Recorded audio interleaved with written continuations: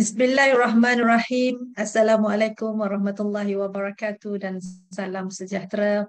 Yang berbahagia Datuk Dr. Mahinder Singh Dahar Singh selaku Koordinator CDL, rakan-rakan guru CDL, pengetua-pengetua, guru-guru besar, rakan-rakan dari negeri ataupun dari seberang Indonesia, dan barangkali ada juga dalam kalangan para pelajar dari IPGM.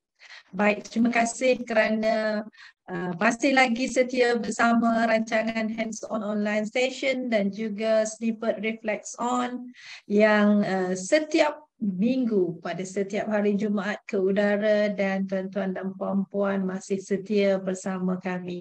Tentunya ini adalah perkongsian yang sangat baik, perkongsian ilmu dari orang yang hebat, dari rakan-rakan guru, dan tidak asing lagi pasti kita sentiasa bersama-sama dengan Datuk Dr. Mahinder Singh. Baik tuan-tuan dan puan-puan, perkongsian pada hari ini juga menarik. Kalau kita tengok setiap minggu ada sahaja topik-topik kecil yang dikongsikan bersama-sama dengan kita, dan pada hari ini sekali lagi kita nak revisit dengan tajuk Revisiting the 10 School Leadership Best Practices that Make a Difference. Untuk itu, saya persilakan Datuk Dr. Mahinder Singh untuk meneruskan acara. Terima kasih, dipersilakan. Terima kasih Dr. Zalina. Selamat sejahtera dan selamat petang semua. Terima kasih dapat bersama kita walaupun dalam musim cuti ini. Tuan-tuan dan puan-puan meluangkan masa untuk sesi CDL ini, Connecting Dots Learning. Tuan-tuan dan puan-puan, satu perkara yang kita tidak boleh memperkecilkan atau kurangkan kepentingan adalah tentang kepimpinan. Walaupun sentiasa kita sebut tentang kualiti guru, tapi nombor 2 kepada kualiti guru adalah kualiti kepimpinan. Dan apakah amalan-amalan yang terbaik yang boleh diutarakan, boleh diusahakan, boleh diletak ke depan oleh pemimpin-pemimpin sekolah. Sememangnya dalam laporan McKinsey dia menyatakan the quality of an education system cannot exceed the quality of its teachers. The quality of an education system cannot exceed the quality of its teachers. Maksudnya, right at the top, di atas sekali adalah quality guru. Next to it is quality pemimpin. Sememangnya pemimpin pun datang daripada mereka yang pernah jadi guru. Leaders ini dia merupakan macam headlight, ya. Lampu kereta, our headlights tu, they light the way. Mereka sentiasa, kalau pemimpin yang hebat, maka murid dan juga pencapaian guru atau segala usaha guru itu sememangnya baik.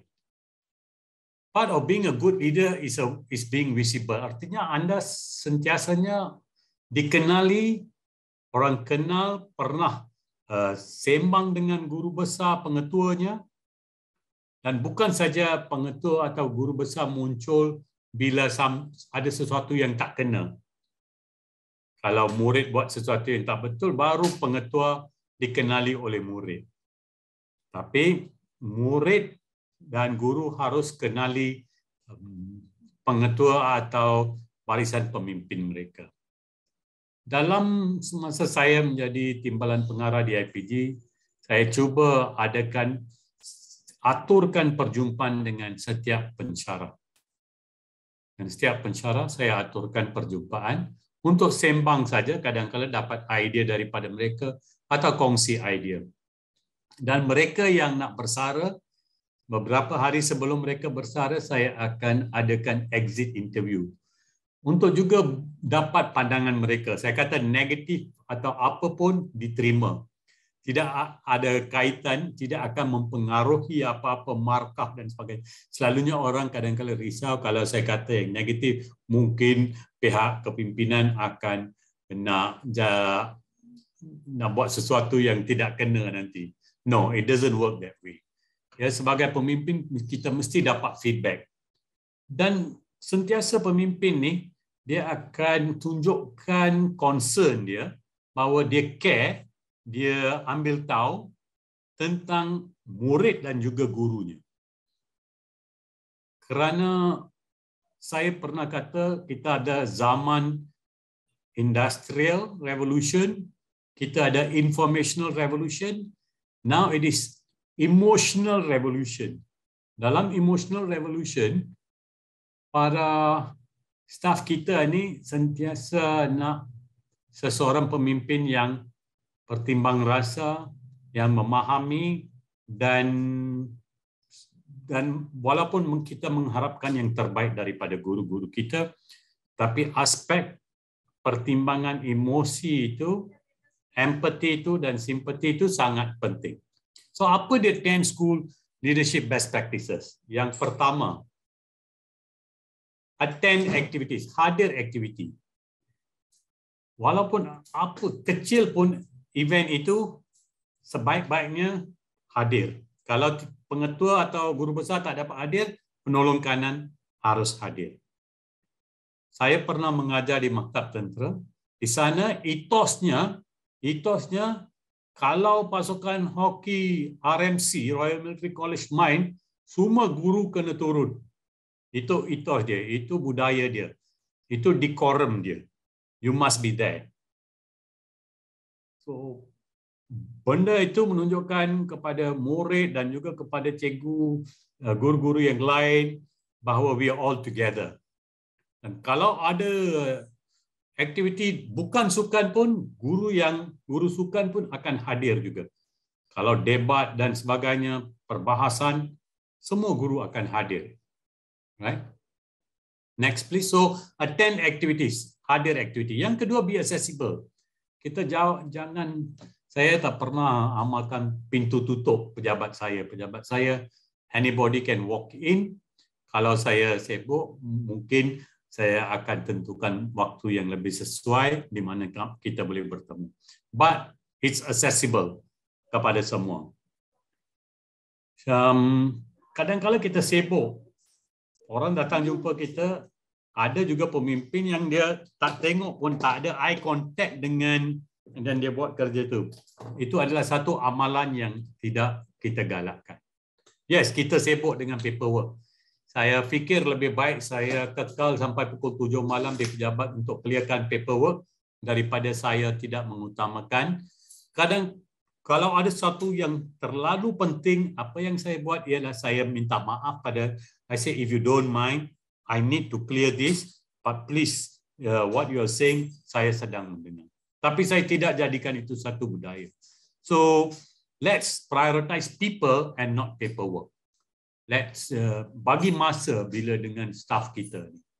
Leaders should be so personable that orang rasa selesa bila jumpa kita. Ya. Bukan ada satu perbandingan antara dua darjat itu. Itu adalah kepimpinan dewasa ini. That's a different approach. Kita sentiasa sebagai pemimpin ini kena cool. Mungkin itu istilah yang paling senang mudah untuk dipahami. Walaupun kadang-kadang kita ada berita yang kurang baik atau satu keputusan yang sukar yang perlu dibuat, tapi kita kena calm, confident supaya kita boleh kekalkan semangat dan keyakinan warga sekolah kita. So be poised all the time. Kalau kita kelang kabut, anak buah kita lagi kelang kabut. Saya pada tahun 2008-2009 ditugaskan untuk buat Commonwealth Conference of Education Ministers. Ditukarkan dari IAB ke bahagian dasar dan hubungan antarabangsa. Dan tugas saya untuk aturkan dan buat penyelarasan Commonwealth Conference ini. Apa yang berlaku ialah, ya kita rancang semua dan saya ada 3 orang pembantu utama saya. Seminggu sebelum conference itu, saya punya seorang yang menjadi orang kanan saya ni, cikgu-cikgu yang muda, 3 orang. Dia datang, dia menangis dengan saya. Dia kata, you know doctor, do you think everything will go on fine? I said, Saya dengar dulu apa dia cakap. Dia kata, ya, don't worry. Kita dah buat segalanya. Kita ada orang di airport. Kita ada orang jaga ni. Saya tenangkan dia. Because I knew dia macam rasa apa akan jadi kalau benda ni tidak berjaya. Because kita di belakangnya. I said, do not worry. Everybody will do their part. Untuk kejayaan sesuatu projek, it is the sum of the parts. Every person, every part of it kena buat. Dan dia pun berhenti menangis. I said, don't worry. It's okay. We will, everything will go on fine. Tapi of course dalam jiwa saya pun risau juga kalau ada benda yang tak kena jadi dan sebagainya. Ya. Be positive. Kalau orang nampak kita ni, kita sendiri apa-apa cadangan kita tak positif, dan kita kena bagi sentiasa ada harapan kepada orang. Dalam satu konsep management ialah wait time. Always have wait time. Bagi peluang kepada orang. Bagi nasihat, advising them how they can improve. They are already good, but they can be better. But they also we want them to be the best. Right? Dan bila kita nak bagi maklum balas, always start on a positive note. Kerana kita nak harapkan individu tu, kita nak dia menyerlah lebih untuk peningkatan beliau. Next please. Formulate a vision supaya anak buah kita tahu bahawa kita ada satu pandangan futuristik ke arah depan. Apa yang terbaik kalau dari segi PDP, apa yang kita nak capai. Dan leadership ni tentang kalau leadership sekolah ni, fokus dia adalah fokus utama ialah instruction PDP. Right? So build the vision, apa yang diharapkan. Of course, Rome was not built in a day. Kita pernah dengar pepatah itu. But it takes time. But you must have a vision. And leaders dengan warga sekolah boleh formulate vision itu. Next. But if you have a vision and you cannot communicate vision itu, then tidak guna juga. So communication is so important. Komunikasi. Setiap pemimpin mesti arif, mesti pandai, apa juga istilah yang nak digunakan tentang komunikasi dengan guru, murid, ibu bapa dan stakeholder. We cannot run away. If you know you have weakness in communication, biar hadir kursus komunikasi dan sebagainya, bagaimana nak buat pengucapan awam public speaking, please. This is very important. Next please. Never stop learning. Seperti yang tuan-tuan dan puan-puan yang ada pada hari ini. Anda berada di sini kerana you want to learn. You want to become the leader of the leaders. Seperti buku yang saya paparkan pada slide ini. Leader of the leaders. So kalau leaders attend conferences untuk improve knowledge, buat perkara yang sama untuk guru dia. New growth untuk guru dia. Right? Kerana kita juga nak anak buah kita pun ada pembangunan ilmu dan juga pengalaman. Ada buku, ada pakar yang menyatakan the worth of leadership is measured by the growth of its subordinates. Artinya kehebatan pemimpin diukur bukan dia yang diukur, ia diukur dari segi perspektif anak buah dia. Kalau anak buah dia hebat, maka orang akan sentiasa lihat siapa di belakangnya. Right? Dan dalam buku Nelson Mandela, The Long Walk to Freedom, dia bagi contoh sekumpulan kambing biri-biri, dia kata sedang digembala. So depan sekali ada seekor kambing biri-biri dan belakang tu gembalanya. Dia kata kepimpinan ni kadang-kadangnya bukan seperti yang kita lihat dalam contoh kambing biri-biri ini. Seekor kambing biri-biri ada di depan itu. Semua orang sedang ikut. Nampak sebegitu. Orang sedang ikut kambing biri-biri yang ada di depan. Tapi Nelson Mandela dalam buku Long Walk to Freedom, dia kata sebenarnya kepimpinan itu adalah gembala yang ada di belakang. Dia sedang usher, sedang dari belakang itu beri sokongan dan sebagainya dan menggerakkan. Itu analogi yang dia sebut. So as a leader, sometimes you do not have to be on the stage all the time. Itu saya punya kepercayaan sendiri. Kita buat segala-galanya on the stage, kita letak siapa yang sepatutnya. Bukan kita nak ke depan-depan dan orang ramai tahu. People know who is behind it. So never stop learning, right? Dan kita kadang perlu forthright, berterus terang. Kalau ada perkara yang perlu diberitahu, kita beritahu secara terus terang, dan kadang-kadang kita boleh sebut juga dalam bentuk jenaka juga, candid, ya. Dan kalau ada kesilapan yang berlaku, kita jangan letak di atas anak buah kita. Kita ambil tanggungjawab. Of course, kalau anak buah kita silap, kita kena beri nasihat untuk pembetulan pada masa hadapan supaya perkara itu tidak diulang. Train future leaders. Itu satu daripada tugas kita. Daripada growth tadi, you'll be responsible for the growth of your staff. Train future leaders. Why? Dalam sesi yang lepas saya pernah sebut tentang teacher leadership. Teacher leadership itu boleh diperhebatkan kalau barisan pemimpin sekolah mengutamakan pembangunan kepimpinan dalam kalangan guru. So, great leaders will inspire those people working under them.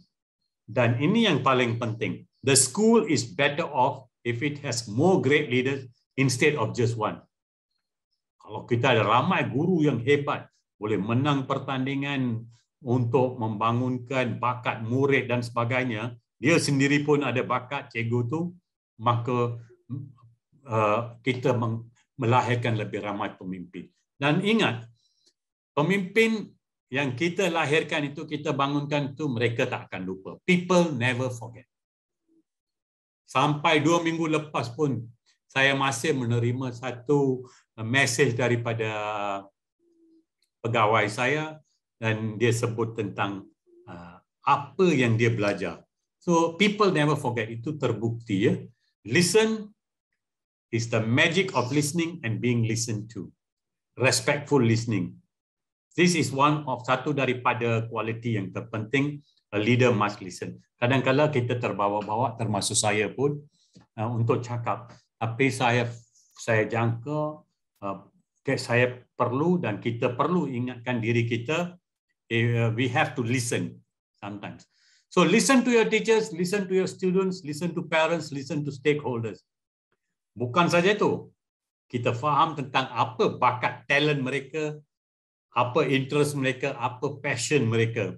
Dan kadang-kala kita kaitkan itu dengan tugas seharian mereka. So listen, tuan-tuan dan puan-puan, 10 amalan yang saya sebut ini, saya rasa boleh membawa satu kesan yang terbaik kepada diri kita, kepada diri seseorang pemimpin. Dan ini bukan saja untuk pemimpin, bagi seorang guru. Guru sememangnya dalam arti kata yang lain adalah pemimpin. You're always standing in front of the class. Anda sentiasa diberi pelbagai tugas dalam jawatan kuasa di sekolah. So Anda adalah seorang pemimpin. 10 amalan ini juga boleh tuan-tuan dan puan-puan amalkan juga. Tak semestinya ada jawatan itu baru nak amalkan 10 perkara ini. Tanpa jawatan pun Anda boleh amalkan 10 amalan terbaik ini. So tuan-tuan dan puan-puan, jangan lupa saya selalu akhiri dengan ungkapan ini, buku adalah beban latihan untuk minda, books are the training weights of the mind. So ilmu itu bukan saja dari books, but if you can refer to books, fine. Kalau tidak, dapatkan daripada pelbagai sumber yang lain. So itu saja daripada saya. Sekian, terima kasih semua. Terima kasih diucapkan kepada Datuk Dr. Mohinder Singh atas perkongsian tentang bagaimana 10 perkara. Ni revisiting ni, ingat semula. 10 perkara yang seharusnya, kalau tak boleh buat 10 pun, tapi inilah perkara-perkara yang seharusnya dilakukan oleh seorang pemimpin. Pemimpin yang dinyatakan tadi tak semestinya sebagai pengetua dan guru besar, tetapi juga dalam kalangan guru yang menjadi pemimpin kepada murid-murid, dan barangkali kita akan menjadikan murid atau pelajar itu juga pemimpin pada masa depan. Sebab tu ada salah satunya tadi yang ke-9, train future leaders. yang dinyatakan dan dimasukkan. Saya memang tertarik kepada 10-10 ini, walau bagaimanapun salah satunya yang saya rasa kita harus ambil cakna ialah be positif. Sentiasa berasa positif dalam setiap perkara. Seperti Datuk kata, sebab kita nak making people feel like they are making a positive contribution to the school, kan? Jadi perkara-perkara ini sebagai leader kan Datuk, kita tak boleh kesampingkanlah mana pun daripada 10 ini. Sebenarnya dia bergerak simultaneously, dia berseiring. Kita je kadang-kadang tak perasan sebagai seorang pentadbir atau ketua yang kita laksanakan perkara-perkara itu. Kalau kita cuba lihat satu persatu, barangkali kita akan nampak kekuatan kita di mana daripada 10 perkara, dan kita boleh baiki kekurangan-kekurangan daripada 10 yang ada tadi, yang mana-mana kurang. Kan Datuk? Baik, terima kasih atas perkongsian yang sangat baik tuan-tuan dan puan-puan, terutamanya kepada pemimpin-pemimpin sekolah yang menjadi peserta pada hari ini. Kita ambil cakna tentang 10 perkara yang dikongsikan sebentar tadi. Terima kasih sekali lagi kepada Datuk. Kita jumpa lagi insya-Allah pada minggu hadapan dengan perkongsian yang lain daripada Datuk, yang biasanya saya rasa tak pernah lagi saya rasa boring dengan perkongsian yang pendek tetapi sangat bermakna. Sekali lagi terima kasih Datuk. Kita jumpa lagi minggu depan hari Jumaat waktu yang sama. Baik, tuan-tuan dan puan-puan, kita akan teruskan sesi kita pada hari ini daripada snippet session kita ataupun snippet reflect on tadi kepada siri hands-on online session kita, yang pada hari ini kita akan bertemu atau berkongsi dengan orang panggil macam-macam gelaran kepada orang yang akan berkongsi dengan kita pada hari ini, iaitu Teacher Raj, Tutor Raj, Mr. Raj. Tapi saya pun kadang-kadang panggil ketiga-tiga itu, walaupun saya lebih suka dengan gelaran Raj sahaja. Baik, tuan-tuan dan puan-puan, ini ialah siri yang ke-42 kita ke udara, iaitu 42 minggu telah ke udara bersama-sama tanpa kita henti setiap hari Jumaat jam 3 hingga 4:30 petang. Dan hari ini ialah sesi yang kali kedua Mr. Raj akan berkongsi dengan kita, dan kita rasa ini ialah perkongsian yang kalau cikgu matematik dan cikgu sains, saya rasa memang semua orang suka. Mesti suka punya kan, tentang apa yang akan dikongsikan oleh Mr. Raj nanti. Mungkin saya nak paparkan sedikit dululah. Seperti biasa saya katakan tadi, kita inilah minggu ke-42 dan objektif kita dulu. Sebelum objektif Mr. Raj, saya bagi dulu objektif CDL kita, iaitu ada 4 objektif utama. Kita bersiaran pada setiap minggu kerana kita ingin berkongsi ilmu dan kemahiran, kita nak bangunkan kompetensi guru, kita nak meningkatkan keupayaan kita sendiri dan juga rakan-rakan guru di sekolah kita, dan paling utama juga kita nak bina jalinan dan jaringan secara berterusan. Sebab tu alhamdulillah untuk 42 minggu ini kita bergerak ke udara secara berterusan. Tuan-tuan dan puan-puan, kepada mereka peserta yang baru, siri ini dilaksanakan secara percuma. Perkongsian percuma, pendaftarannya jugalah mesti percuma. Cuma tuan-tuan dan puan-puan harus mendaftar terlebih dahulu, dan akhirnya nanti urus setia akan menghantar email link untuk sesi pada hari Jumaat. Dan ke udara selama 1,5 jam seperti yang saya nyatakan tadi, dan secara hands-on, kerana kita akan sama-sama belajar daripada penceramahnya ataupun moderatornya nanti. Baik, tuan-tuan dan puan-puan, tidak akan kerugian dari segi menerima sijil, kerana pada akhir sesi urus setia akan memberikan link untuk membolehkan kita mendapat e-sijil yang boleh kita masukkan dalam SPL KPM kita, insyaAllah. Ini akan menambahkan lagi mata kredit pada tuan-tuan dan puan-puan. Baik, untuk itu saya persilakan orang yang tidak asing lagi, iaitu Mr. Raj. Dipersilakan. Okey, terima kasih Dr. Zalina. Okey, terima kasih Dr. Mahinda di atas perkongsian yang menarik tadi. So, salam sejahtera dan selamat petang diucapkan kepada semua. Yes, hi Manu and hi Zulaika. Okay, so hope each and every one of us we are doing good. So maklumlah cuti sekolah kan. Saya pun sebenarnya baru je kelang kabut balik daripada shopping dengan wife. I was telling my wife I have to be here by 2:45. Tapi itulah sampai lambat juga kan. But anyway, it is nice to be with all of you. Dan seperti mana yang kita pernah ikuti sesi-sesi CDL sebelum ini kan. So biasanya banyaklah perkongsian-perkongsian daripada cikgu-cikgu yang kita selalu ikuti, dan hari ini kita pada sesi perkongsian yang kali ke-42. Alright, dan kita akan berkongsi mengenai proses penyelesaian masalah. Okay. Slide saya hari ini sebenarnya sangatlah sedikit sebab saya lebih nak buat kepada practicality terhadap model yang kita akan kongsikan hari ini. Okay. So untuk pengetahuan semua, alright, saya sebenarnya lahir tahun 76. So dan siapa yang lahir 76 ni boleh dikatakan mereka dapat semua buku teks baru daripada darjah 1. Masa itulah diperkenalkan KBSR, maksudnya sekolah menengah KBSM. Sekarang ni dah tak ada kan, KSSM. So jadi seingat saya masa berada di tingkatan 4 kelas, ini buku klasik buku tingkatan 4 dan 5 yang kita orang gunakan masa belajar dulu. Dan yang ini adalah saya pun KBSM first year. Oh, Emily. I see man. Emily ni cikgu ni husband dia saya punya senior tau. Okay. Masa sekolah di Tanjung Rambutan dulu. Alright. So jadi kelas, buku inilah sebenarnya kali pertama saya jumpa dengan George Tola punya model. So again, you will be wondering what is George Pola.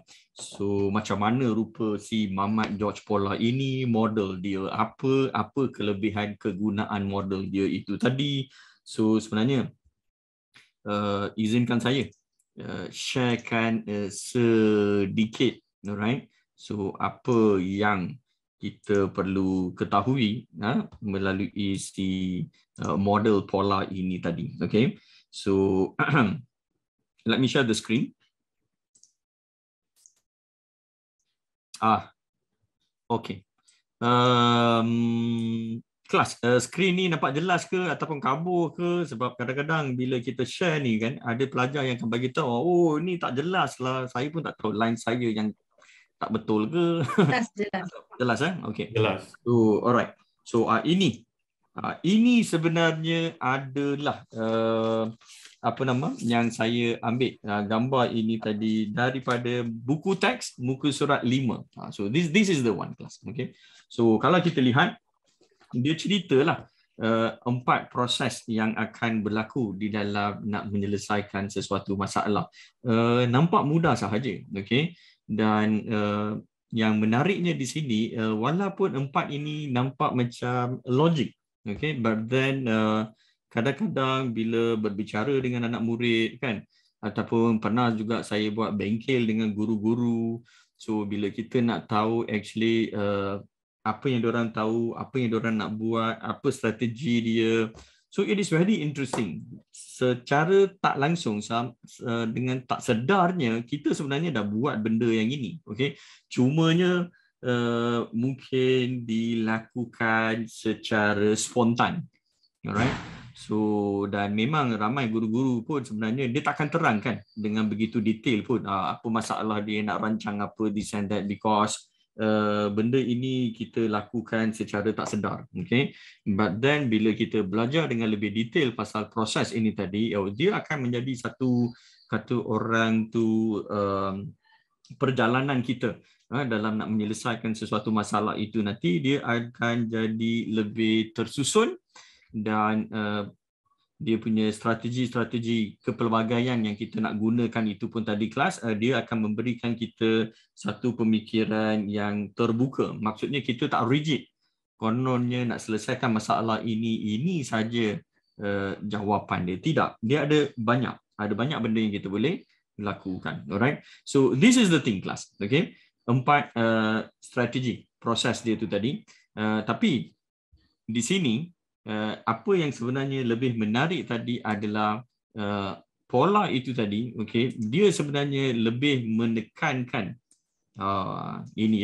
dia lebih menekankan kepada ways jalan penyelesaian terhadap sesuatu problems. Okay, so that is why ini salah satu dia punya quote yang sangat famous. It is better to solve one problem 5 different ways than to solve to solve 5 problems in one way. Okay, so ini yang kita akan lihat nanti.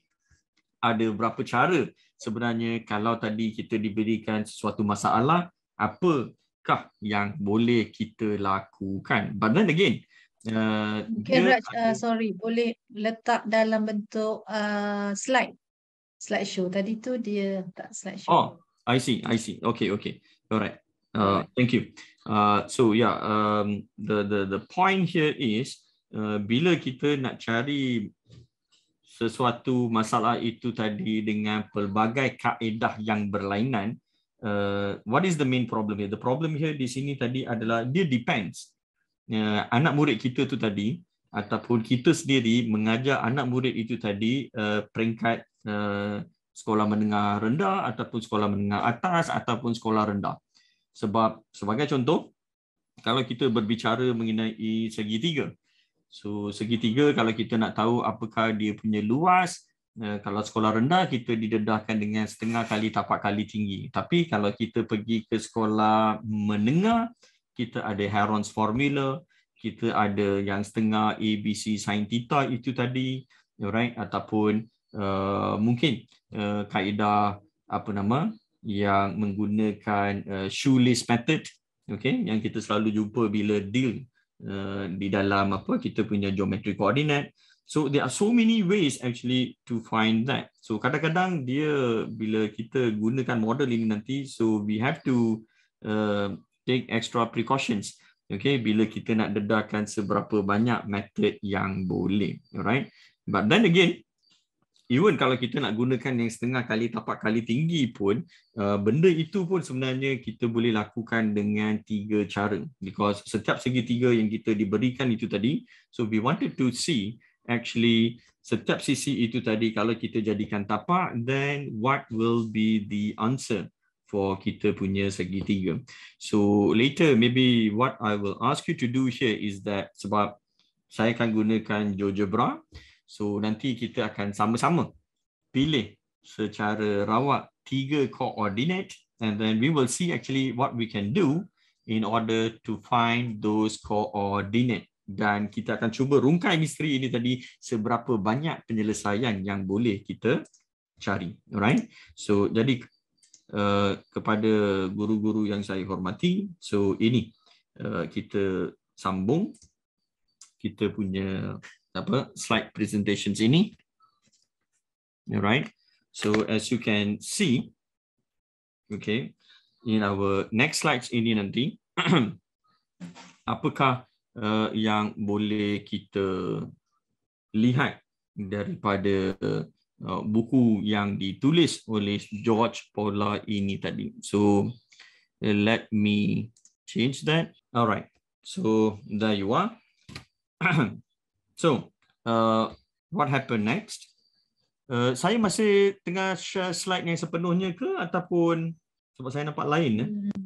Okay. Okay. Baru betul lah kan? Okay, so jadi kelas. Let's continue. Ini adalah buku yang ditulis, okay, oleh George Pola. Actually ini sebenarnya koleksi buku yang saya ada sendiri, dan ringkasan kepada buku ini tadi ada dalam buku teks tingkatan 5. Alright. So of course dia bagi beberapa page sahaja, okay. So itu ringkasan dia. Tapi kalau kita nak tahu lebih detail apa yang dimaksudkan dengan setiap step dia, dengan strategi dia, sebab strategi dia ada banyak, alright. So actually I pun sebenarnya dapatkan yang kad-kad ini tadi yang macam saya ada di sini. Ini datangnya daripada kata orang saya dapatkan daripada kedai buku, if I'm not mistaken, it is SBL. Dia banyak jual buku-buku international. Alright. So dia, kalau kita lihat dia ada masalah-masalah yang dia jual, okay, dalam bentuk kad, dan salah satunya dia akan tunjukkanlah apa list-list strategi yang kita boleh gunakan, dan dalam proses nak menyelesaikan sesuatu masalah itu tadi, apa yang perlu kita buat. Okay, and it is very interesting. Alright. I seriously fall in love with this book. Alright. Even kalau saya share dengan mana-mana student pun, memang kad-kad ini boleh dikatakan menjadi favorite lah. I will definitely always share with my students. So let's see apa yang cuba disampaikan oleh George Pollard ini tadi dalam 4 step yang basic dia tadi. Alright. So what happened here is that ini 4 steps yang utama. Ini yang saya dapatkan daripada kad. Alright. Dan kalau tadi kita ada lihat yang daripada buku teks pun, it is the same thing. Sesuatu masalah yang diberikan itu kita perlu faham. Lepas tu devise the plan.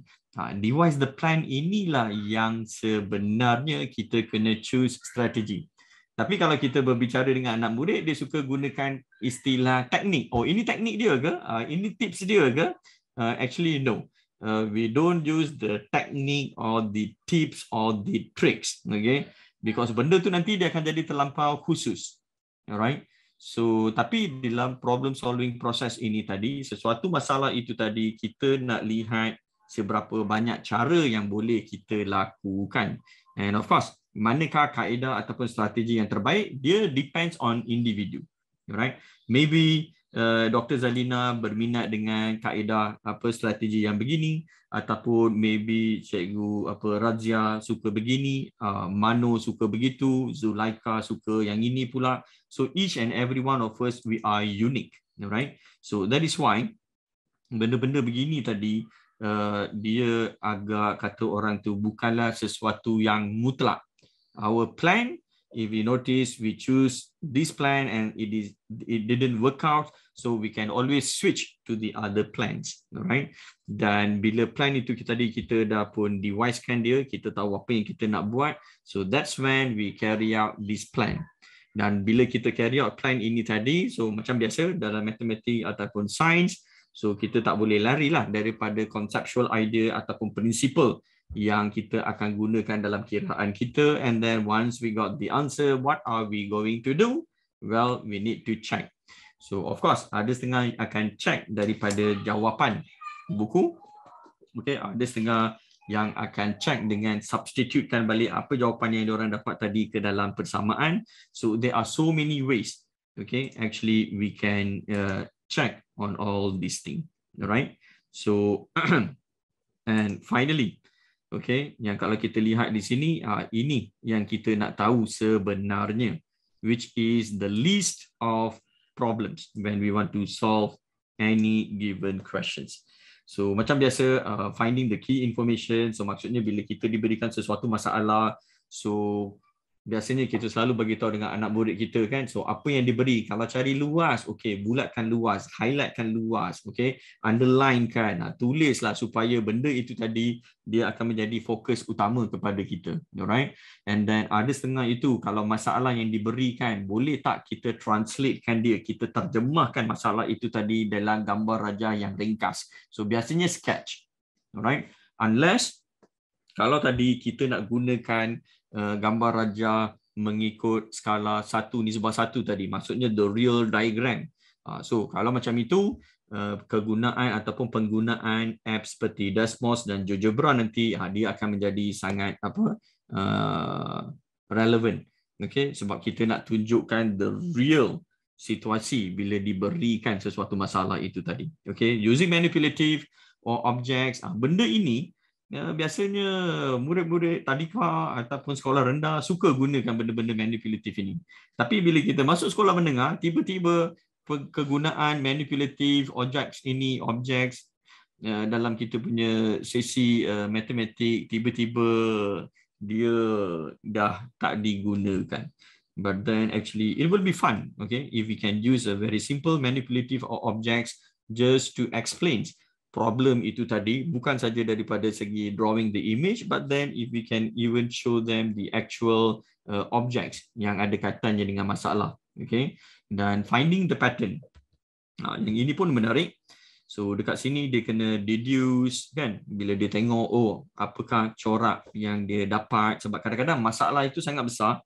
Jadi masalah itu kadang-kadang kita perlu kecilkan dia supaya kita boleh lihat apa pattern yang berlaku. Tapi adakah ini wajib digunakan? Tidak. Problem solving strategies ini tadi, it depends on these questions, alright? Tak semestinya kita gunakan semua ini tadi, alright? And then making a list pun, this is very good, alright? Especially kalau kita ada satu soalan yang biasanya kalau diberikan beberapa maklumat tambahan, dan kalau kita dapati setiap maklumat tambahan itu ada maklumat-maklumat kecil yang perlu kita teliti juga. So making a list will be a very good strategy. And make a table or chart, yang ini pun bagus juga. Okay, kemudian write an equation. Ini yang paling kata orang tu common. Sebab kalau ada diberikan soalan yang kita perlu cari luas, so pelajar bila dia tahu nak cari luas, dia akan fikirkan kalau luas bulatan macam mana, luas trapezium macam mana. So indirectly dia akan tahu apakah dia punya persamaan yang terlibat. And then simplify the problems, okay. Simplify the problems dengan find the pattern ini, kadang-kadang dia interrelated, okay. So maksudnya bila daripada pattern tu tadi dia dah boleh simplifikan lagi, mungkin dia akan dapat sesuatu rumus yang baru ke, ataupun dia akan dapat idea yang selanjutnya untuk apa yang dia perlu buat, alright. And working backwards, ini pun okay, tetapi working backwards ini tadi kadang-kadang dia boleh jadi troublesome juga, okay, sebab working backwards ini tadi, so kalau tadi sebelum ini proses tu you buat kali, lepas tu bahagi, campur, tolak, so kalau backwards ni nanti operasi apa yang kita nak buat, so it will be all the opposite dengan apa yang kita buat sebelum ini tadi. So working backwards ini tadi pun boleh digunakan, biasanya kalau kita nak buat pembuktian trigonometri, alright. So kalau dalam matematik tambahan, so ada setengah student dia suka guna yang backwards punya strategi, sebab bila dia mulakan dengan kaedah yang asal daripada awal soalan dia tu tadi, kadang-kadang dia sangkut. So daripada sana dia akan tengok apa yang dia perlu buktikan tu, so dia mula start kerja kira belakang. And guess, check, improve or even estimate, yang ini biasanya malangnya di dalam sesi latihan dengan anak murid kan. Ini somehow proses ini dia kadang-kadang tidak diberikan penekanan, alright. So that is something actually really sad, okay. Walaupun kita tahu proses itu tadi agak penting, tapi itulah masing-masing kan, kadang-kadang dia ada cara dia tersendiri, okay, macam mana dia nak solve dia punya problem tu tadi. So class, what we will do today, alright, kita akan cuba lihat satu aktiviti yang mudah. Tapi aktiviti itu tadi saya takkan gunakan objects, alright, but what I am going to do, I will share with you kegunaan GeoGebra itu tadi, alright, dan kita nak lihat soalan yang ada kaitannya dengan luas segitiga, okay. So maybe I just like to find out siapa yang pernah gunakan GeoGebra di sini. Okay, so we have Zulaika, we have Mano, alright. So actually bagus kepala siapa yang pernah gunakan GeoGebra ini tadi. So jadi kelas, this is what we are going to do. I am going to share with you yang GeoGebra itu tadi, and then let's see daripada GeoGebra ini tadi apa yang boleh kita buat. Okay, so jadi kelas, allow me to share the screen. So ini cerita kita hari ini. Kita akan masuk GeoGebra. Dia apps yang free. So jadi especially kepada kita kan yang mengajar matematik tambahan, or even science, ataupun BM pun boleh juga, right? Sebab kita ada banyak benda-benda yang menarik kan yang kita boleh buat dengan GeoGebra ini. So you're free to use this. So apa yang kita nak buat hari ini, nak cari yang si luas segitiga itu tadi kelas. So this is what we are going to do. Okay, kita nak lihat ada berapa banyak cara yang boleh kita fikirkan untuk mendapatkan luas segitiga itu tadi. Okay? Dan biasanya apa yang berlaku di sini, kita yang paling famous bila nak gunakan luas segitiga itu tadi, so rumus dia adalah setengah kali tapak kali tinggi. But today, what we are going to do, we want to explore and we want to see exactly ada berapa banyak cara yang kita boleh gunakan untuk mencari luas sesuatu segitiga itu tadi. So jadi kelas boleh sesiapa berikan 3 koordinat. Saya hanya perlukan 3 koordinat kelas untuk plot kita punya segitiga. Can someone please tell me apakah koordinat yang kamu mahukan? Silakan. Kalau boleh pilih koordinat yang melibatkan nombor-nombor antara 1 hingga 10 kelas. Okay, will be very easy. So can I have your coordinate please class? Alright, we have this first coordinate which is 510 from Zulaika. So thank you Zu. Okay, so class ini koordinat kita. Alright, so itu 510. So ada koordinat yang lain? Anyone? RD Khairul. Okay, ini koordinat yang dipilih adalah 11. So jadi kelas kita perlukan lagi satu koordinat. Anyone? Ada siapa-siapa yang nak berikan koordinat? So yang pertama tadi 510 daripada Zulaika. RD Khairul tadi berikan koordinat B ya. 11 and Mano 10. So jadi kelas ini yang kita ada.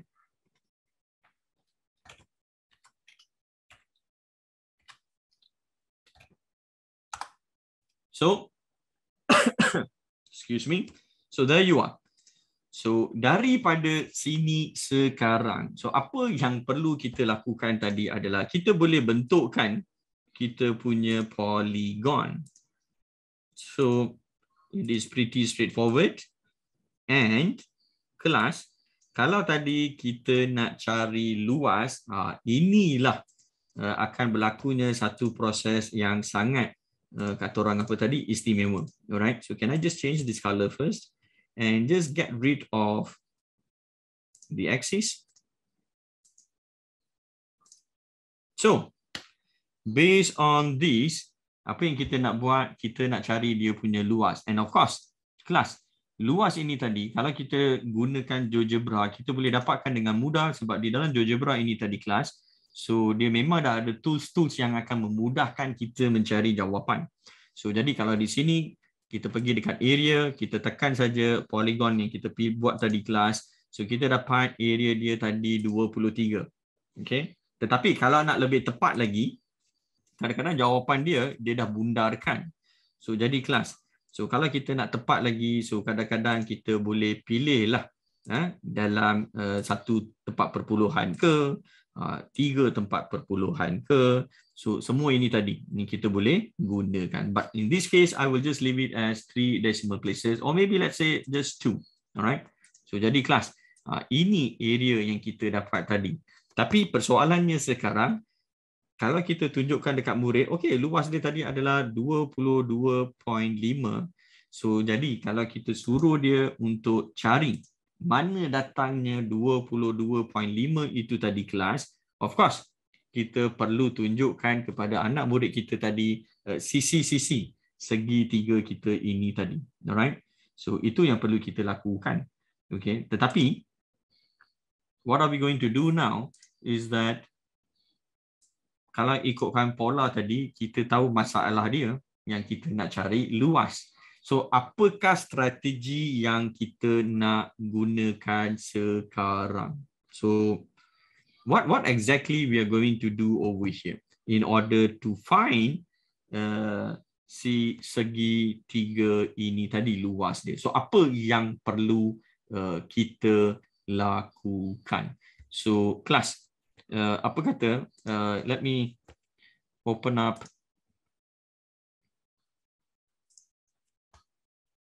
So let me put here CDL.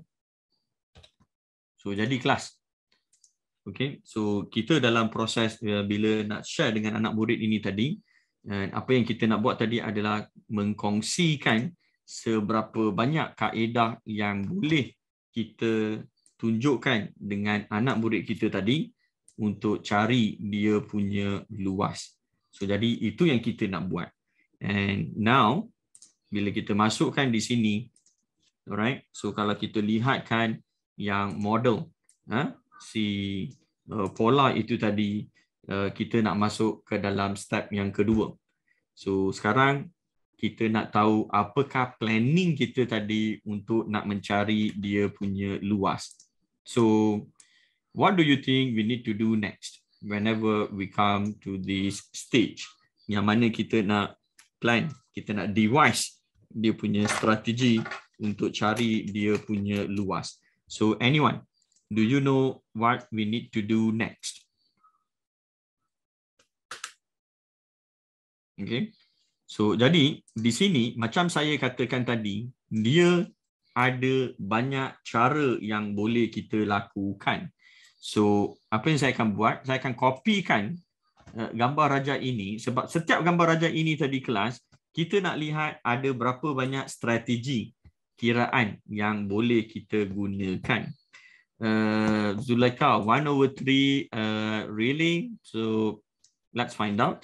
Okay. So kalau ikutkan different level anak murid kita tadi kelas, yang bila kita berbicara pasal yang si basic tadi, sebab mereka hanya tahu rumus berikut.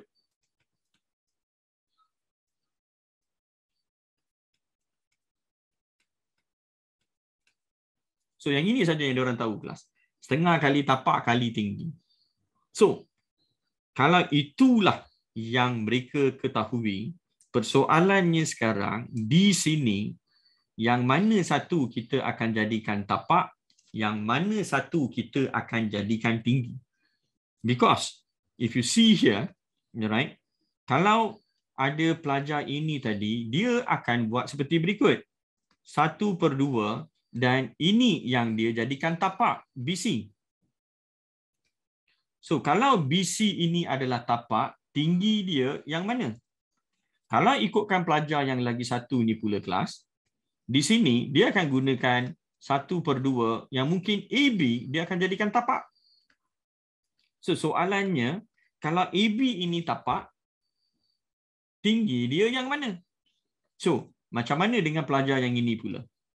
So di sini kalau pelajar ini dia nak gunakan idea yang sama juga, mungkin dia akan jadikan AC tadi sebagai tapak. So soalannya, tinggi dia yang mana satu? So what are we going to do? Alright. So itu cerita dia. Cari segitiga besar dulu kot. Okay. Khairul, segitiga besar yang mana dekat sini? Sebab saya nampak satu saja segitiga dia. So yang mana satu? Segitiga mana? Adakah nak ditambah apa-apa garisan tambahan? Kelas. Boleh kan? Kita boleh buat satu garisan tambahan. Ingat, 3 titik ini tadi dipilih oleh Khairul, Mano dan juga Zulaika.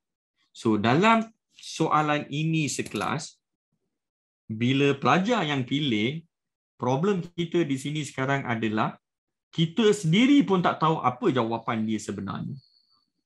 Because what happened here is that soalan ini dibuat secara impromptu, dibuat on the spot. Alright, tapi sebabkan kita guna GeoGebra, so kita dah tahu tadi luas dia, I can't remember, is something 0.5. So but this is the problems that we will face. Okay, in reality nanti kalaulah tadi ada orang yang tiba-tiba datang bagi kita satu segitiga ni and dia suruh cari luas, so apa yang kita nak buat? Alright, so macam Khairul kata tadi, cari segitiga besar kot. So mungkin apa yang nak disampaikan oleh Khairul ini tadi, mungkin dia seperti berikut. So kelas, okay, apa yang mungkin Khairul, saya pun tak tahu apa yang sebenarnya nak disampaikan di sini. Tetapi kalau kita lihatkan mungkin Khairul dia hendak kita buat satu segitiga yang besar. Maybe kelas, maybe dia mahukan kita buat garisan ini tadi. Okay, dia nak kita buat garisan ini. And then kita mungkin akan buat satu garisan berserenjang. Alright, dan kalau kita buat garisan serenjang itu tadi kelas, wait a minute, I just need to find that icon first. So kelas sebentar. So yeah, maybe daripada sini, wait a minute. Alright, so mungkin daripada line ini tadi kelas pergi ke titik ini. Mungkin ini idea dia. Alright, so kita pun tak tahu kan. Dan idea dia boleh jadi banyak. Arif, tambah garis. Betul. Tapi persoalannya sekarang, kita dah tambah 2 garis ini cukup ke? Cukupkah 2 garis ini tadi untuk kita cari luas dia sekarang? Okay. So, jadi kelas. There you are. So, apa yang boleh kita lakukan sekarang? So, jadi kelas. Kalau kita lihatkan di sini, ini 90 kelas, dan kalau tadi kita perlu dapatkan maklumat tambahan, okey, apa lagi yang perlu kita tahu di sini? Tambah garis tak cukup, tambah lagi 1 garis, tak salah. Memang betul. Kelas, tambahlah garisan seberapa banyak pun kalau you nak tadi, memang tak salah pun. Alright. So jadi kalau tadi kita nak tambah garisan, dan garisan-garisan yang kita nak tambah ini tadi kelas, kalau boleh pastikan yang berserenjang. Kenapa kita pilih berserenjang pun ada sebab dia tadi kelas. Okay? Kenapa kita perlu pilih titik-titik serenjang itu tadi. Alright. So kalau tadi saya nak buat lagi satu garisan serenjang kelas daripada titik ini, ataupun yang ini pergi ke sini. So nampak tak kelas? Kita sekarang sudah dapat satu kotak. Dan ini sebenarnya akan sangat membantu kita di dalam proses untuk kita nak cari jawapan luas kita ini tadi. So ini yang saya rasa sangat menarik, sebab from nothing we are doing something. And daripada sini kelas, so at least ada banyak benda yang boleh bantu kita untuk cari kita punya jawapan sekarang. So apa yang penting sekarang adalah untuk kita cari jarak AC. Kita juga kalau boleh carilah jarak BE. Alright, boleh tak kita cari jarak BD? Alright, mungkin ada yang nak tahu juga apa itu AD. Tapi AD tadi kelas senang saja kan. Sebab kalau BE tadi 9, AC tadi 5, so AD tadi automatically kita dah boleh tahu berapa jawapan dia tadi. Alright. So samalah kalau kita nak tahu panjang CE ini tadi pun. So jadi kelas, penggunaan Desmos ini, GeoGebra ini tadi memang sangat banyak akan membantu kita mencari luas kawasan ini tadi. Alright. So apa yang kita nak buat sekarang? So can we just get rid of all these axes? Oops. Get rid of this grid.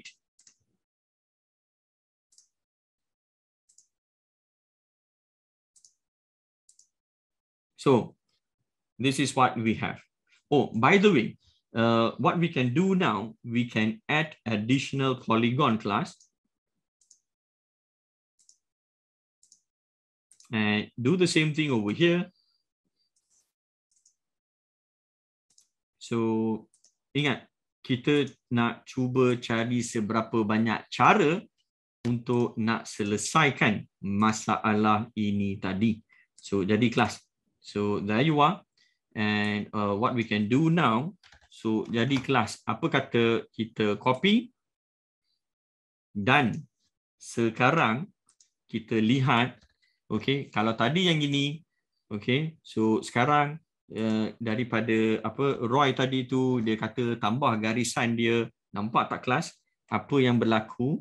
So kita dapat yang ini tadi.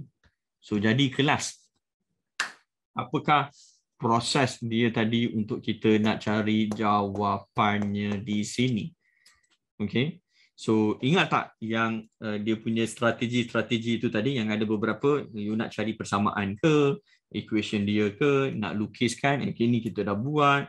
Lepas tu kita nak buat list ke, ataupun kita nak memudahkan lagi soalan ini ke. So ada macam-macam yang boleh kita buat di sini. Okay.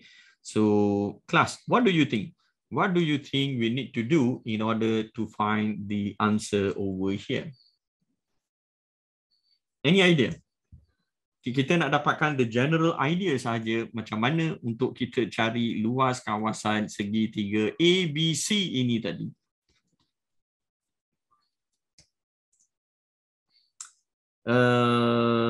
Kira semua, I think I'm going. Arif, nak kira semua pun boleh, tetapi yang lebih menariknya tadi, kalau kita tanya pelajar, dia kata tadi kira semua, tapi kalau kita tanya pelajar, boleh tak buat lukisan part by part dia tadi untuk dapatkan luas segitiga ini sahaja. Okay.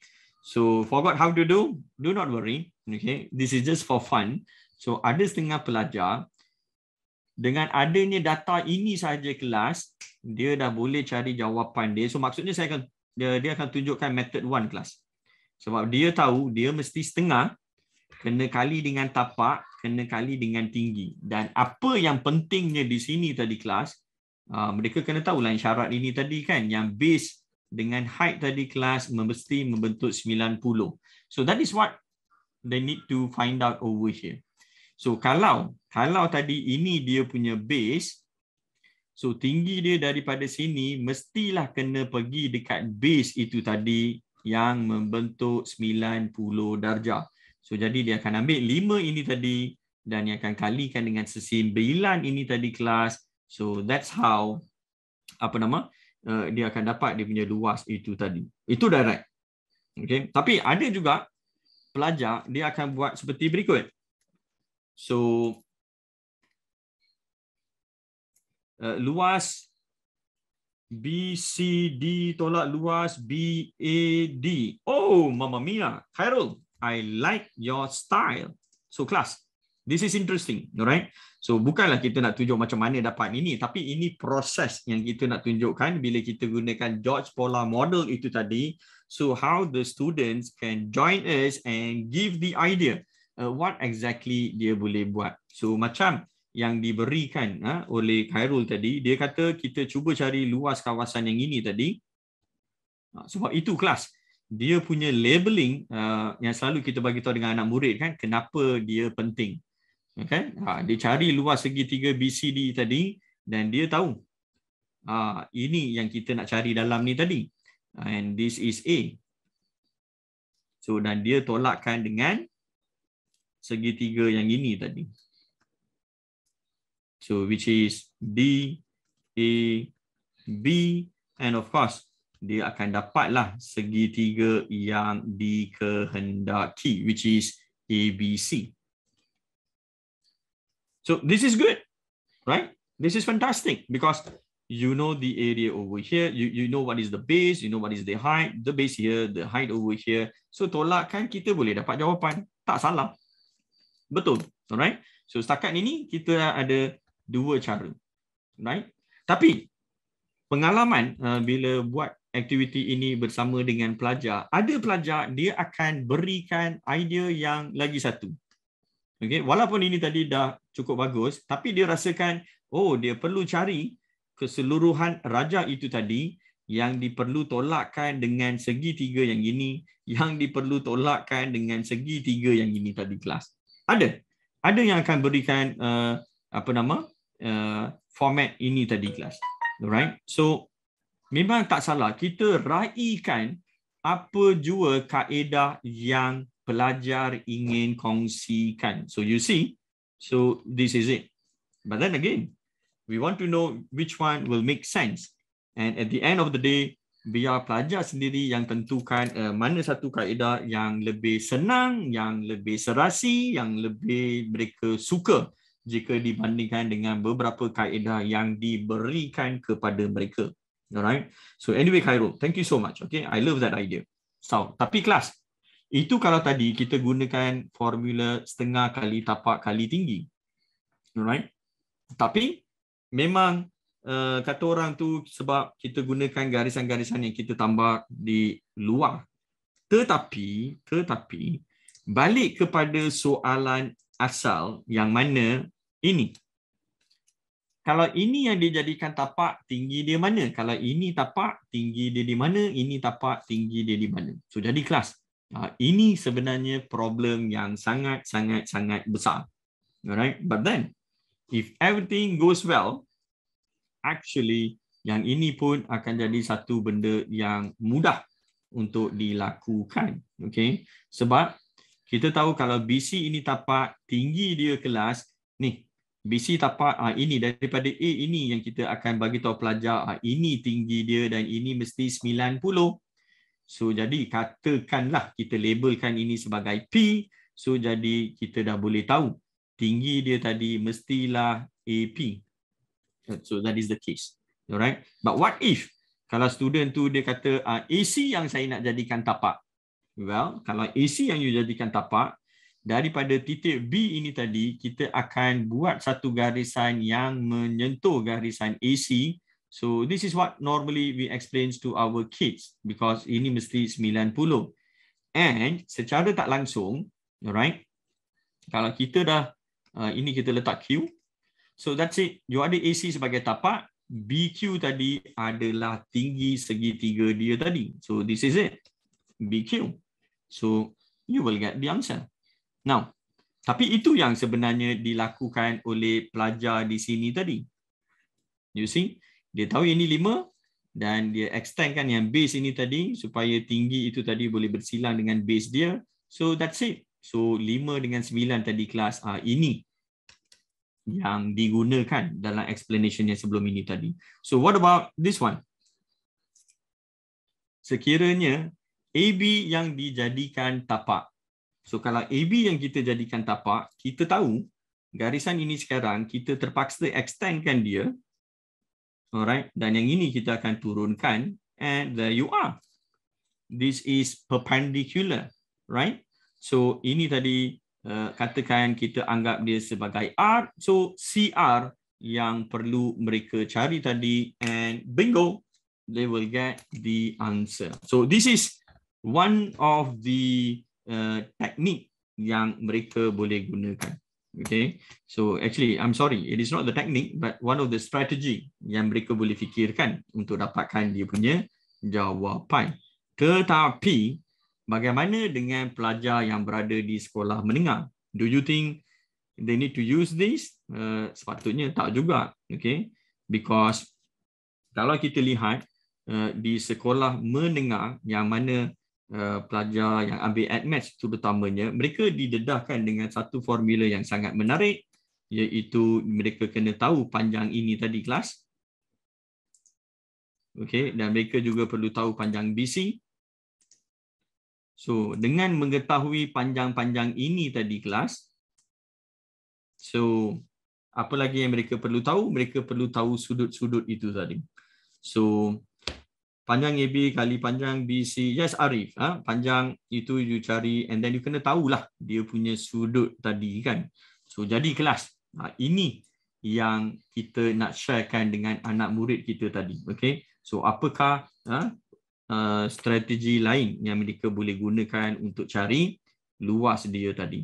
So, therefore, kita nak cari semua angle itu tadi kelas. So, this is what we will do. So, key in di sini saja kelas. Everything kita dah dapat. Tetapi ini GeoGebra yang tolong kirakan.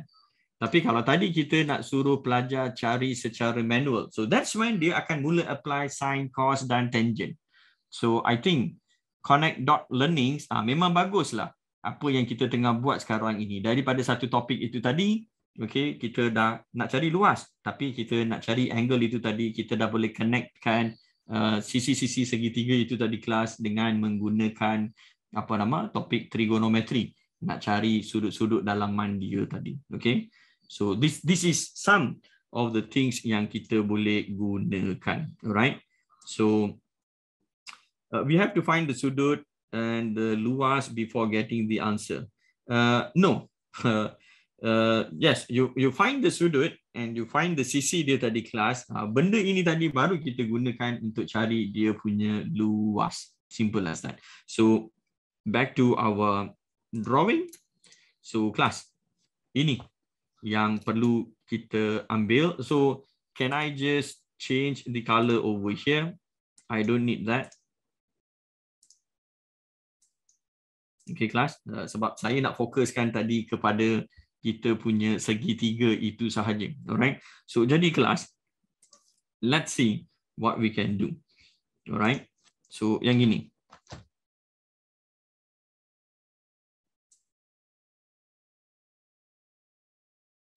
So maklumat inilah tadi yang penting untuk kita cari dia punya luas. So therefore, if ever we ask our students, alright, ada berapa banyak cara dia kelas, sebenarnya ini, setakat ini kita dah tengok, alright, yang ini sahaja daripada rajah ini yang kita boleh dapat. Tetapi ada juga pelajar, dia akan bagi tahu, oh, bukan ini saja yang kita boleh buat, tapi malahan kita boleh juga buat kaedah yang keempat, the fourth method, yang mana dia akan suruh kita cari luas trapezium dan kita tolakkan dengan luas segitiga ini tadi kelas.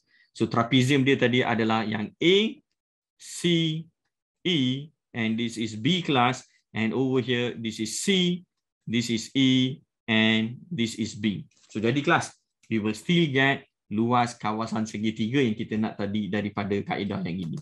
So nampak tak kelas? This alone, kita dah ada 1, 2, 3, 4. And not only that, kalau tadi tak nak buat garisan-garisan ekstra itu tadi kelas, yang ini pun kita dah ada 1, 2, 3. So nampak tak kelas? Ini dah 3, ini dah 4, belum masuk yang ini lagi. Oh, saya tak paste lagi ya, sekejap. There you are. So jadi, yang ini pun, alright, so kita boleh tunjukkan dekat anak murid kita tadi bahawa dia boleh gunakan rumus berikut. Kalau tadi nak gunakan sudut yang ini, dia akan gunakan 1/2. Siapa yang membentuk sudut 21.04 ini tadi? Mestilah garisan BC dan juga garisan AB.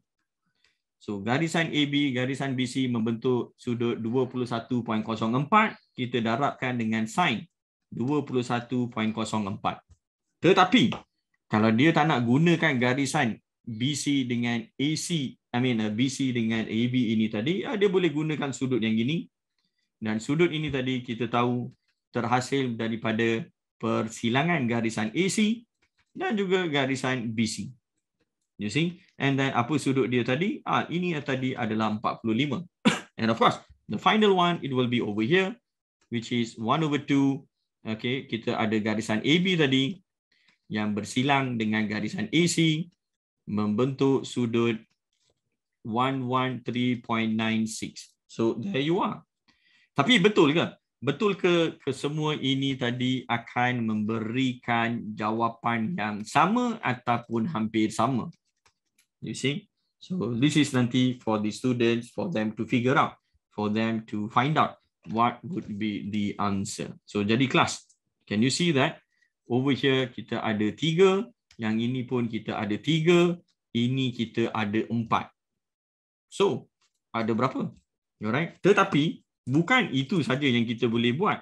Dia ada lagi satu cara yang kita boleh buat dengan mengetahui ke semua panjang sisi itu tadi. Oh, but since we know semua panjang itu tadi kelas, so nanti kita boleh bagi tahu dengan pelajar. Alright, since you know all these sisi-sisi ini tadi yang ada pada segitiga ABC, so this is going to help you to find the area. Tapi di sini kelas, mereka perlu gunakan Heron's formula.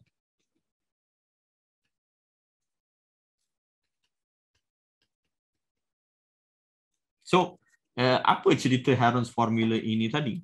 So, kita kena cari S, and class, I don't know why Dalam banyak-banyak alfabet dia gunakan S. Okay.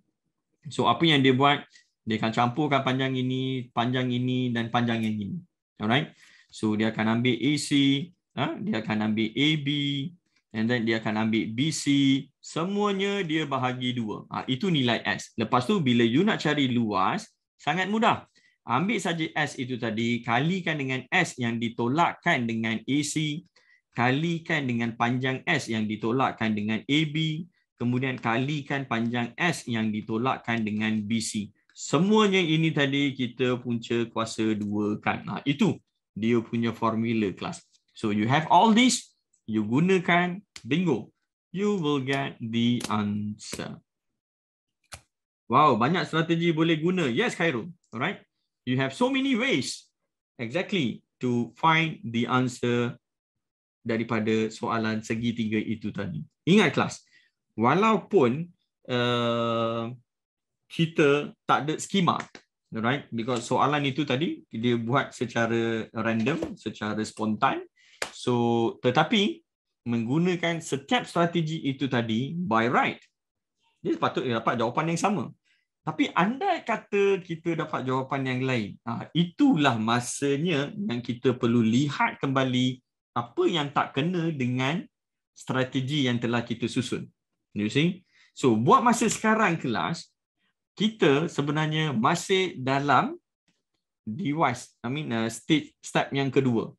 Kita masih tengah fikirkan apakah strategi-strategi yang kita boleh gunakan. So, this is the one class. Okay? We are still device kita punya plan itu tadi. Alright? Dan daripada sana, dengan banyak-banyak cara yang kita ada tadi kelas, then only we can carry out the plan.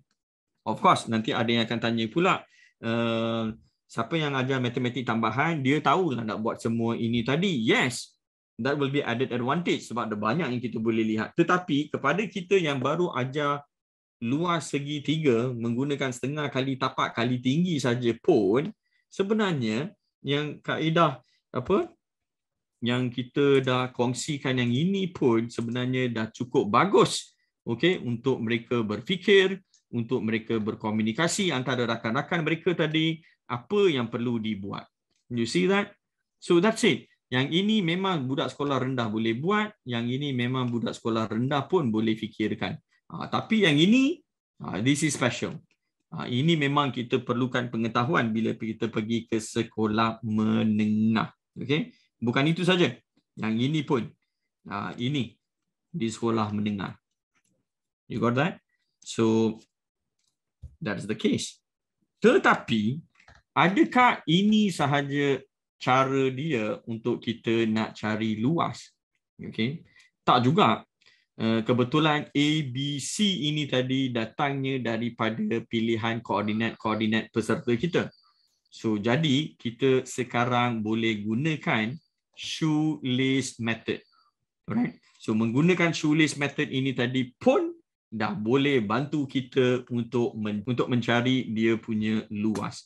So, you see class, that is the beauty of using kita punya George Polar model itu tadi. Alright, it is very interesting untuk lihat macam mana kita tak limitkan pemikiran anak murid kita hanya kepada one specific cara sahaja. No, we don't do that. Alright, so let's see apakah cara yang lagi satu yang boleh kita gunakan. Alright, so kelas, untuk itu macam saya katakan tadi, kita kena tahu apakah koordinat titik A ini tadi. Alright. So, jadi kelas, saya akan labelkan semua dia punya titik-titik itu tadi kelas. Oops. Okay. Sebab sekarang kita nak guna yang si shoelace method itu tadi. Alright. So, terhilang pula dia. So, jadi kelas, sorry. Nasib baiklah guna ni ya. So, kalau dia hilang pun tak perlulah kita terkejut. So, I'm going to get rid of this class. We don't really need all these benda-benda ni tadi.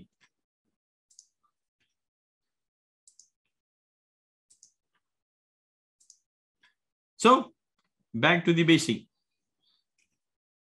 So, dengan adanya koordinat-koordinat ini tadi kelas, kita pun boleh cari kita punya luas. So, how are we going to do this? Well, back to OneNote, and so ini cerita dia. So dia kita kenali shoelace method itu tadi kelas, sebab kalau you lihat macam mana kita ikat tali kasut, dia akan ada pattern-pattern.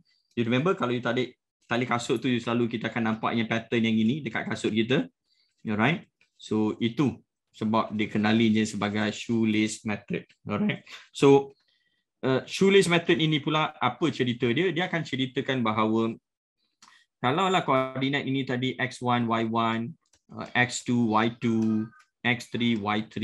So kita gunakan formula ini 1/2 dan kita start daripada A, x1, y1, kemudian kita pergi dekat B, x2,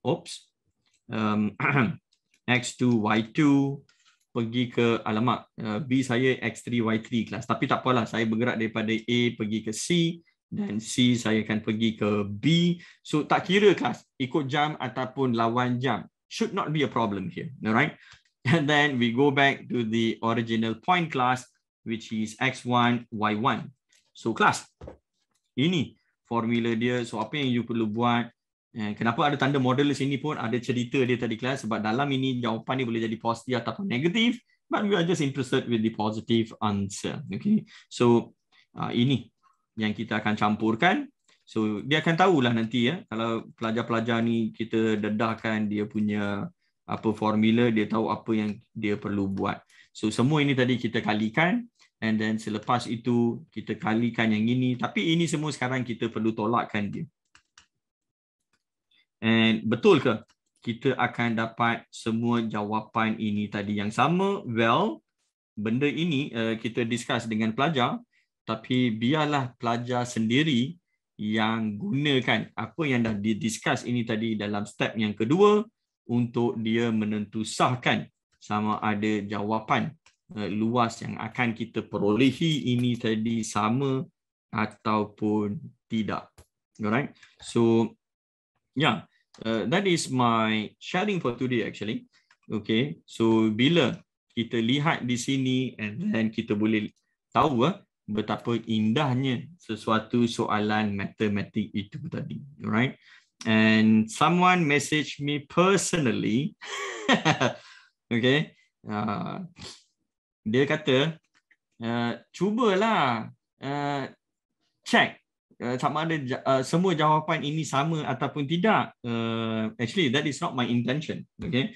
So my intention is just to share the George Polar model. Tetapi kelas, just to share with you, okay? Just to share with you, betul ke jawapan luas kita ini tadi sama? So apa kata kita balik kepada tools di GeoGebra kelas.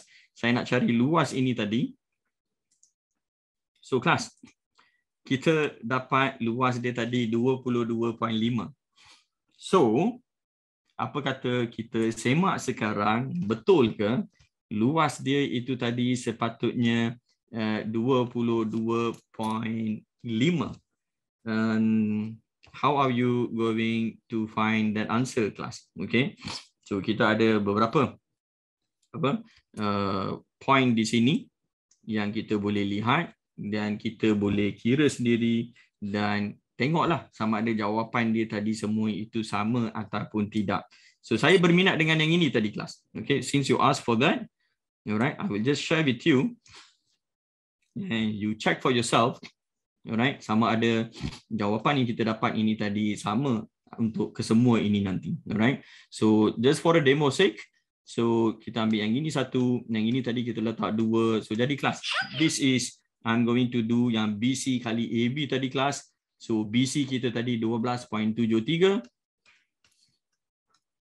and then kalau kita kalikan dengan AB tadi 9.85. Okay, and then kita darabkan dengan sin 21.04.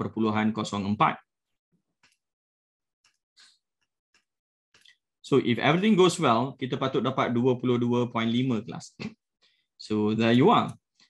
Tapi tak setepat seperti apa yang kita kira tadi, betul? So but don't worry, kita ada lagi beberapa strategi yang kita nak tengok betul ke kita akan dapat jawapan seperti ini. Alright.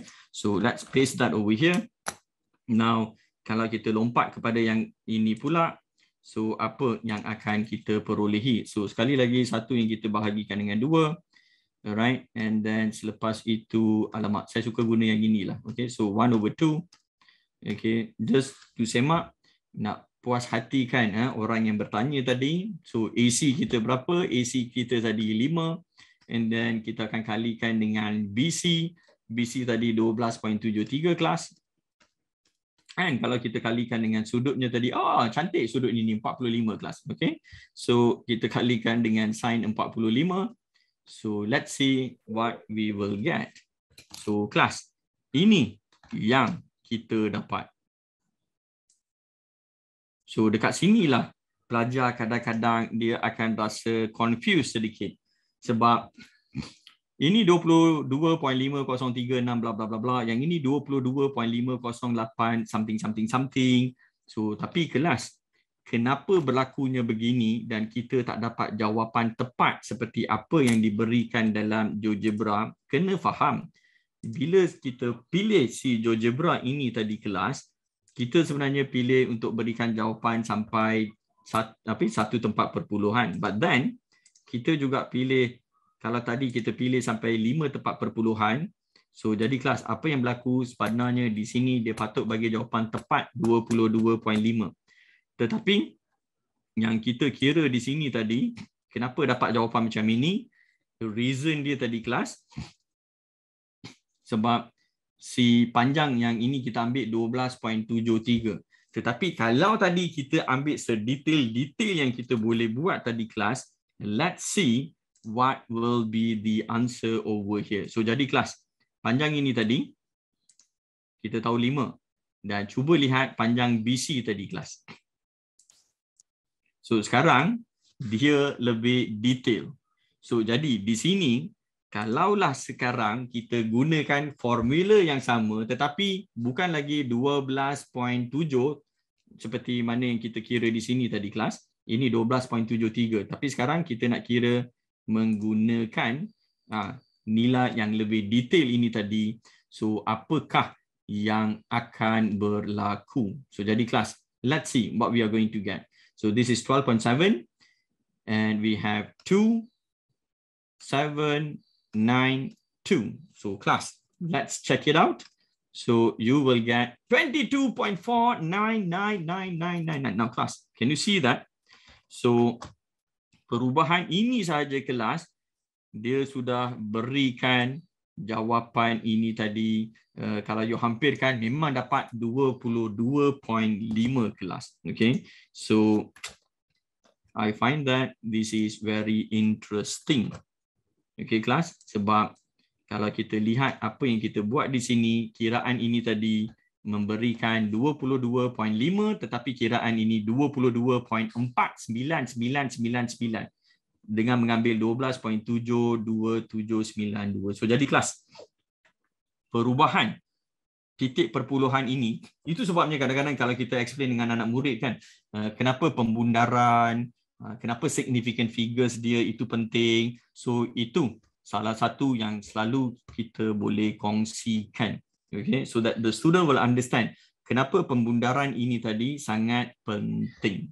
Alright, so class, that is serba sedikit sesi perkongsian mengenai George Polar Model tadi. And then yang bila kita dah semua kira tu, kita punya last stage tadi adalah this one, to check the solution. So checking the solutions again. So as you know, tadi kita dah gunakan si GeoGebra itu tadi, and then kalaulah tadi kita ada mana-mana soalan daripada buku teks, we can do the same thing. You see, we want to check betul ke? Betul ke jawapan itu tadi kena sama? Kenapa tak gunakan GeoGebra? Because GeoGebra tools boleh digunakan daripada sekolah rendah sampai ke university dalam apa jua bidang matematik yang kita pelajari. Alright. So maksud saya punya daripada buku teks lah. Kalau macam nak belajar topologi, benda-benda tu mungkin tak adalah kot. Okay? Tapi apa yang kita boleh jumpa dalam silibus kita ni kelas, so GeoGebra will be a very good tools for us to explore, to discuss with our students and everything.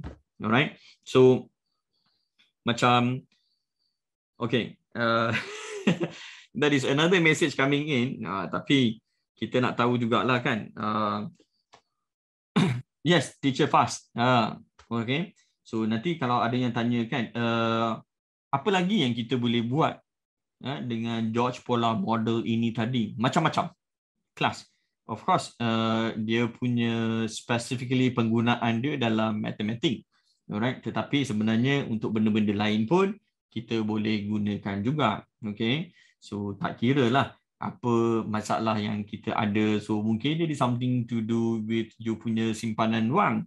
So kalau you rasakan you akan simpan macam ni dan bank tu bagi tahu you akan ada duit banyak ni, banyak ni, banyak ni. So you can always check dia punya results nanti kelas. Betul ke lepas 5 tahun tu you dapat duit macam tu. So record lah semua dia punya perbualan tu nanti kan. Kalau tak dapat seperti apa yang dijanjikan tu, bolehlah you ambil tindakan dia nanti. But then, before kita tamatkan sesi ini, so I like to do another interesting activity with all of you. It is something to do with circle class, okay? And this is one of my favorite activity di dalam kata orang apa? Menggunakan GeoGebra itu tadi. So jadi kelas, let's delete everything. I don't need this. So I don't need to save. Tapi kalau tadi apa nama? Cikgu, kalau tadi kita boleh save, so bila kita boleh save apa yang kita dah discuss ni tadi, dia ada button share di sini tadi.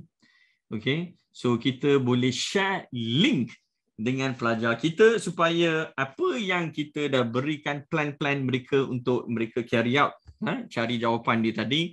So let them, after that, starts to explore on their own with this GeoGebra ini tadi. So now this is what I like to do. And yang ini tadi kita akan pilih center dia. Let's say over here. So mungkin cikgu-cikgu yang tak mengajar matematik, okay, you will find that mungkin benda ni dulu you pernah belajar tapi sekarang dah lupa. Tapi kepada cikgu yang mengajar matematik, so let's see what we can do over here. So kita akan pilih beberapa titik di atas lilitan bulatan ini tadi. So there you are. And now what is special here, kita akan sambungkan semua titik-titik ini tadi dengan menggunakan garisan.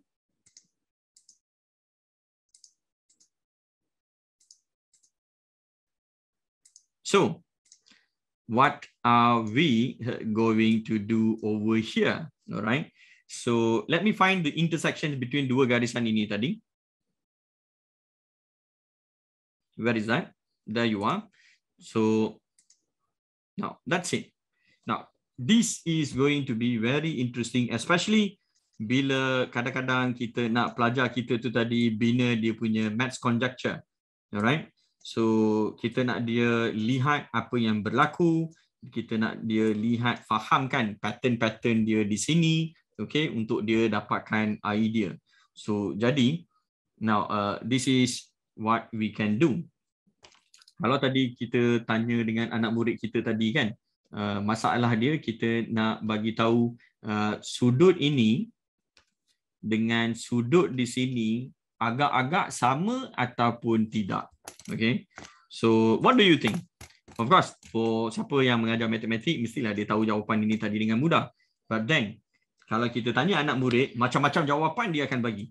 Kelas, seriously, tak tipu. So, macam-macam jawapan yang dia akan bagi dan ramai yang akan rasakan kadang-kadang jawapan dia sudut ini kan takkan sama dengan sudut yang ini. But then you will be very surprised because kalau kita tindihkan D dengan E tadi di sini, tada, sudut ini sama. But then of course, class, maybe what we can do, kita tunjukkan sahaja sudut ini tadi. You see, that is 50. And then another angle over here. So yang ini pun adalah 50. So you see, so it doesn't matter whatever you do, okay, dia akan sentiasa tunjukkan 50. Tetapi apa yang menariknya, kalaulah garisan C, A, E ini tadi menjadi diameter. So what is so special when you have a diameter? Of course, kalau kita sambungkan garisan ini tadi kelas, okay, and what happened over here, kita tahu yang ini tadi mesti membentuk sudut 90 darjah.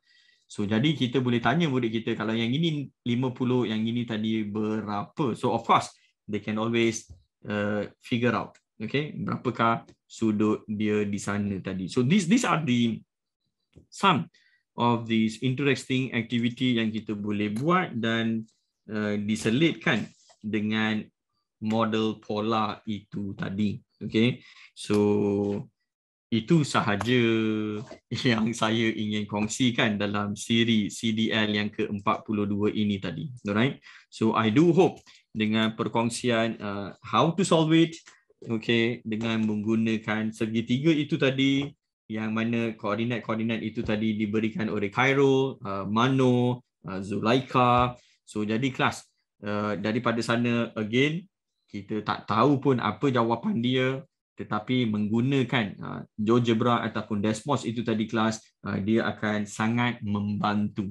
Malahan kalau anak-anak kita yang sebelum ini dia rasa tak best, yang dia rasa tak seronok dengan matematik, tapi kalau diberikan GeoGebra ini tadi, memang dia akan memberikan, kata orang tu, macam satu anjakan dalam dia tengok matematik itu tadi. Okay, bukan semata-mata kiraan, tetapi dia juga boleh trial and error dan lihat sendiri apakah jawapan-jawapan yang dia boleh dapat. Okay, and of course, nak belajar GeoGebra ataupun Desmos ini nanti dia ada banyak pasal technicality yang dia perlu tahu kan.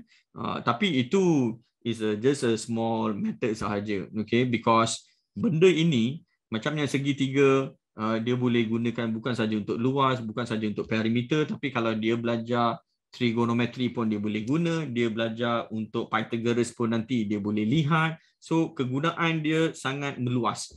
Alright, so memang kenalah dengan topik kita yang CDL itu kan, connects dots learning itu tadi kelas, from one topic to the another topic, how is this GeoGebra ni tadi dia boleh integratekan semua itu tadi. Alright, so thank you so much kepada mereka yang join sesi ini, and saya akan serahkan floor ini tadi balik kepada kita punya host istimewa, Dr. Zalina. Thank you. Baik, terima kasih banyak-banyak kepada Mr. Rajinder Singh atas perkongsian dengan tajuk Model Polya, Proses Penyelesaian Masalah.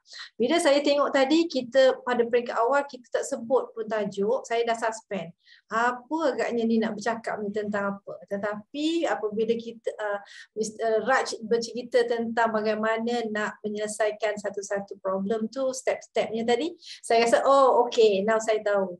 Dan sangat bermanfaat kepada guru-guru matematik sains lah, matematik especially.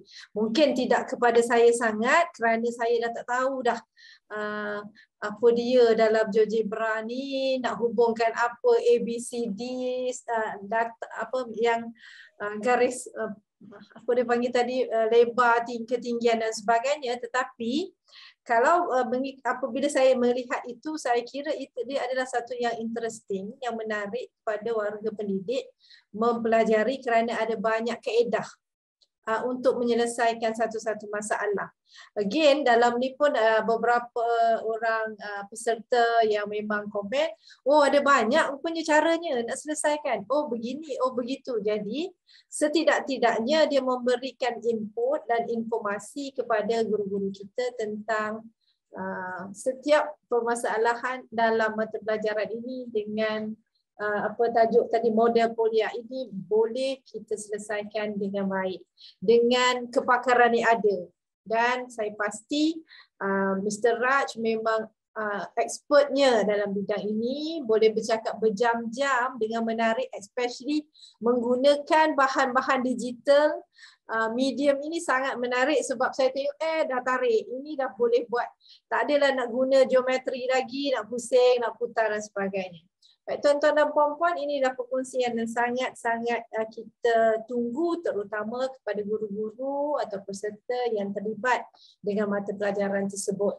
Kita akan jumpa lagi insya-Allah pada sesi-sesi akan datang dengan bersama-sama dengan Mr. Raj, dan untuk minggu hadapan kita akan bertemu dengan Cikgu Nasha Nordina binti Hussein dengan tajuk penerapan matlamat pembangunan lestari dalam pengajaran pada 17 hari bulan 6 hari Jumaat seperti biasa jam 3 hingga 4:30 petang. Baik tuan-tuan dan puan-puan, kita telah dikongsikan oleh urus setia link kehadiran. Jangan lupa kita isi link kehadiran yang telah dipaparkan oleh urus setia supaya tuan-tuan dan puan-puan akan menerima e-sijil. Dan kita bagi masa yang very limited time, kita buka sehingga pukul 5.30 biasanya, dan selepas itu kita akan tutup.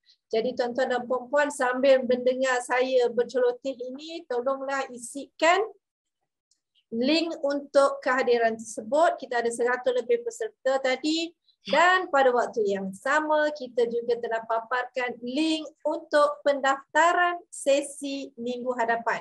Sesi pada 17 hari bulan hari Jumaat hadapan bersama Cikgu Nasha, kita telah paparkan link pendaftarannya juga.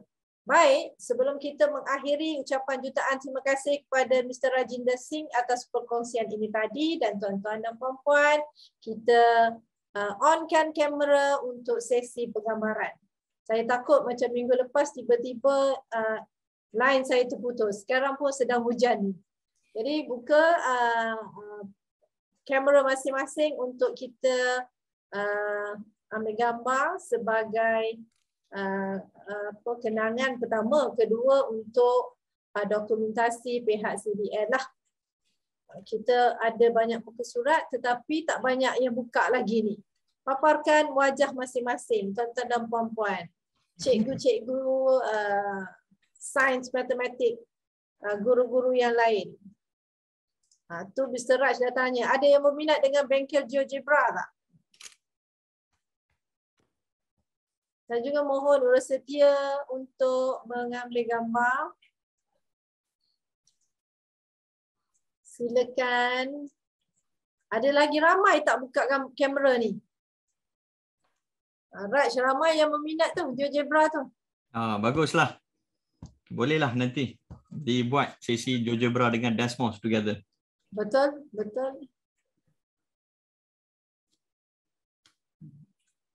Kita harap tuan-tuan dan puan-puan mendapat sesuatu yang bermanfaat lah ya. Ramai lagi yang masih tak keluarkan lagi ni. Wajah-wajah menarik dan cun.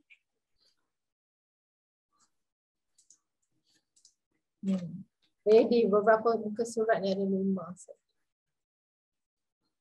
Azwani dan Siti tolong ambil juga gambar ya.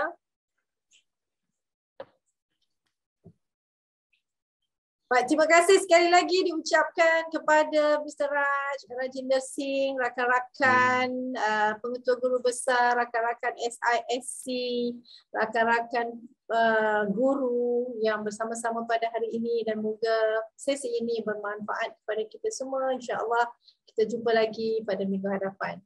Bye.